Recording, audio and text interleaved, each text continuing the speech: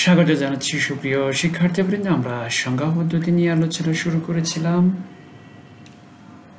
গত পাঠে আমরা দেখেছি কিভাবে অক্টাল সংখ্যাকে ডেসিমালে রূপান্তর করতে হয়।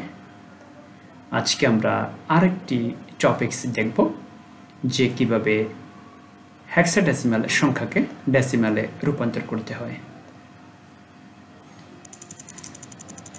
তো আমরা প্রথমেই যে প্রবলেমটা সলভ করব, দেখো এই যে সংখ্যাটা, এই সংখ্যাটা একটা হেক্সাডেসিমাল সংখ্যা। তোমরা জানো যে হেক্সাডেসিমাল সংখ্যায় কয়টি প্রতীক ব্যবহার করা হয়। হেক্সাডেসিমাল সংখ্যায় 16টি প্রতীক ব্যবহার করা হয়, 0 থেকে শুরু করে 15 পর্যন্ত।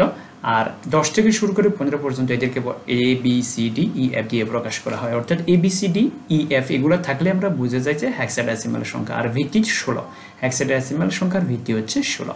তো আমরা যে হেক্সাডেসিমাল সংখ্যাটা দেখতে পাচ্ছি, এখানে কোনো দশমিক নেই, দশমিক ছাড়া। তো আমরা বাইনারিকে ডেসিমেলে প্রকাশ দেখেছি, অক্টালকে ডেসিমেলে প্রকাশ দেখেছি। আজকে আমরা হেক্সাডেসিমালকে ডেসিমেলে প্রকাশ দেখব। প্রত্যেকটি জিনিস কিন্তু একই রকম সিস্টেম, একই রকম, ডান দিক থেকে বাম দিকে যাব, সব কিছু একই রকম, শুধুমাত্র ভিত্তির পরিবর্তন হবে। আমরা যখন বাইনারিকে ডেসিমেলে নিয়েছি তখন 2 গুণ হয়েছে, আর অক্টালকে যখন ডেসিমেলে নিয়েছি তখন 8 গুণ হয়েছে। আমরা আজকে হেক্সাডেসিমালকে ডেসিমেলে নেব, এখানে 16 গুণ হবে। এটুকুই শুধু পার্থক্য, বাকি সব সেম। দেখো এর দিকে তাকাও, আমরা ডান থেকে বামে যাব প্রত্যেকটা অঙ্কের সাথে। দেখো এখানে টোটাল 5টা অঙ্ক। এই যে সংখ্যাটা আমরা দেখতে পাচ্ছি, এই সংখ্যায় মোট 5টা অঙ্ক, প্রত্যেকটা অঙ্কের সাথে আমরা 16 গুণ করব। তো দেখো প্রথম অঙ্ক 6, তার সাথে 16 গুণ যোগ 5, তার সাথে 16 গুণ যোগ বি, তার সাথে 16 গুণ যোগ এ, তার সাথে 16 গুণ যোগ ডি, তার সাথে 16 গুণ। বাস, পাওয়ার আগের মতো 0 1 2 3 4 এই। তো এখানে একটা বিষয় লক্ষণীয় যে বি এর মান কত। তোমাদের নিশ্চয়ই প্রথম পার্টের চার্টের কথা মনে আছে। দেখো এই চার্ট, দেখো এ মান হচ্ছে 10, বি মানে 11, সি মানে 12, ডি মানে 13, ই মানে 14, এফ মানে 15। তাহলে দেখো এই যে বির জায়গায় আমরা বসাবো 11, এর জায়গায় আমরা বসাবো 10, আর ডি এর জায়গায় আমরা বসাবো 13। দেখো দেখো আমরা বির জায়গায়, দেখো বির জায়গায় কত বসালাম, 11 বসালাম। দেখো এর জায়গায় বসালাম 10, আর ডি এর জায়গায় বসালাম কত, ডি এর জায়গায় বসালাম 13। দেখো আর বাকিগুলো যেভাবে সেভাবে বসে যাবে, সব কিছু সেম থাকবে সব। শুধুমাত্র এবিসিডি এর জায়গায় আমাদেরকে এই সংখ্যাগুলো বসাইতে হবে, এর মান, বির মান, সির মান, ডি মান, এগুলো বসাইতে হবে। এবার এটাকে তুমি বসে বসে ক্যালকুলেশন করো হাতে কলমে, অথবা সরাসরি ক্যালকুলেটারে উঠে যাওয়া, যা হবে তাই অ্যান্সার। দেখো এটি আমাদের কাঙ্ক্ষিত ফলাফল। তাহলে দেখো এই যে হেক্সাডেসিমাল সংখ্যা, এটাকে যদি আমরা ডেসিমেলে নিই তাহলে আমরা এটা পাবো। দেখো এইভাবেই ফলাফলটা প্রকাশ করতে হবে। এটা হচ্ছে হেক্সাডেসিমাল সংখ্যা, এটা হচ্ছে তার ডেসিমাল। তাহলে আমরা 3টা পদ্ধতি দেখলাম একই রকম। পার্থক্য কিসের? শুধুমাত্র ভিত্তির পার্থক্য।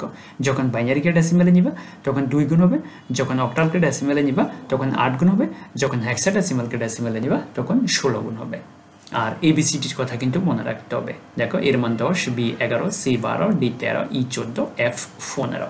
তো চলো আমরা আরেকটা প্রবলেম সলভ করি। তবে তার আগে তোমাদের জন্য একটা হোমওয়ার্ক রেখেছি, অবশ্যই সেটা তোমরা সলভ করবা। দেখো এই প্রবলেমটা, এই সংখ্যাটাকে তোমরা ডেসিমেলে রূপান্তর করবে, অবশ্যই রূপান্তর করে এটার ফলাফল কত হয় তাহলে এটা আমাকে পাঠাইবে তোমরা। তো চলো এবার আমরা যে প্রবলেমটা সলভ করব, এখানে অবশ্যই দশমিক থাকবে। দেখো দশমিক যুক্ত হেক্সাডেসিমালের সংখ্যা। তো দশমিক থাকলে কি হবে নিশ্চয়ই মনে আছে, ডান থেকে বামে, বাম থেকে ডানে। এতদিন তো মুখস্থ হয়ে যাওয়ার কথা, কারণ আমরা ইতিপূর্বে 2টো পদ্ধতিতে আলোচনা করেছি। এটা দেখো, এটা ডান থেকে বামে, প্রত্যেকটা অঙ্কের সাথে দেখো 3টা অঙ্ক। তাহলে এর সাথে 16 গুণ যোগ এফ এর সাথে 16 গুণ যোগ এর সাথে 16 গুণ পাওয়ার, এরপরে যোগ চিহ্ন দিতে হবে, এরপরে পাওয়ার হবে 0 1 2। এরপরে আসো দশমিকের পরেরগুলা, এই যে 0 এর সাথে 16 গুণ যোগ 1 এর সাথে 16 গুণ, এরপরে পাওয়ার হবে -1 -2। দশমিকের পরেরগুলা সবসময় -1 -2 দিয়ে পাওয়ার শুরু হবে, -1 -2 -3 -4 এটসেট্রা এটসেট্রা, যা থাকে চলতে থাকবে। তো এবার এ কত, এ মানে কত, এফ কত, এ কত, এই মানগুলো বসাই দিতে হবে তোমাদেরকে এই চার্ট অনুযায়ী। তাহলে এর জায়গায় বসেবা 10, এফ এর জায়গায় বসেবা 15।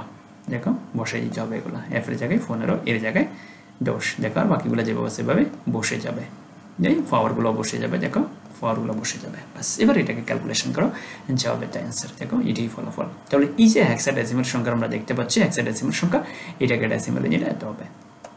রেজাল্টটাকে এইভাবে প্রকাশ করতে হবে। হয়ে গেল, আমাদের কাঙ্ক্ষিত ফলাফল আমরা পেয়ে গেলাম। তোমাদের জন্য এরকম একটা হোমওয়ার্ক রেখেছি, অবশ্যই এটা সলভ করবে তোমরা। সলভ করে ফলাফল কত হয় আমাকে জানাবে।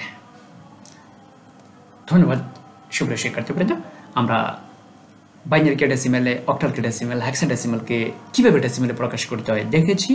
আগামী পাঠে আমরা আরও কিছু নতুন নতুন পদ্ধতি নিয়ে আলোচনা করবো। সে পর্যন্ত তোমরা এগুলো প্র্যাকটিস করতে থাকবে। এগুলো অত্যন্ত ইম্পর্টেন্ট। প্রত্যেকটা প্রবলেম তোমাকে ভালোভাবে প্র্যাকটিস করতে হবে এবং তোমাকে বেশি বেশি প্র্যাকটিস করতে হবে, কারণ সকল সংখ্যা পদ্ধতি যখন তুমি শিখে ফেলবা তখন দেখবে যে তুমি ঘোলাই ফেলাইতেছো যে কোনটা কীভাবে করবা, কোনটা কীভাবে করবে। এই জন্য তোমাকে বেশি বেশি প্র্যাকটিস করতে হবে।